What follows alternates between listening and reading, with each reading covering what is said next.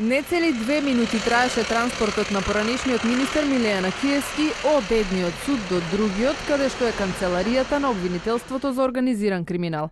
20-на Митрија на Киевски се возеше со полициска придружба, бидејќи му е одредена мерка домашен притвор. Денешното рочиште за рушењето на објектот Космос, во кое е обвинетија на Киевски, се одложи, бидејќи беше закажано во ист термин со друго судење.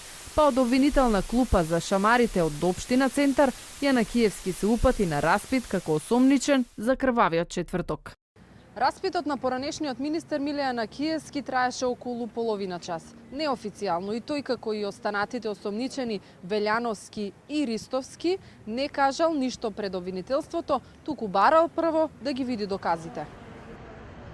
Истрагата за организаторите на крвавиот четврток во собранието е при крај. Обвинение се очекува за 1 месец, најави обвинителката Вилма Русковска. Прв осомничен е азилантот Никола Груевски на листата и поранешниот собраниски спикер Трајко Велјановски, Спиро Ристовски, агентот бегалец Никола Бошковски. За сите нив обвинителката бараше притвор, а засега во шутка е само Ристовски. Нема информација дали некој од овие осомничени побарал аболиција од председателот Ѓорги Иванов, каде што веќе пристигнаа барања да им се опрости затворот на обвинетите кои добија 211 години за упадот во собранието.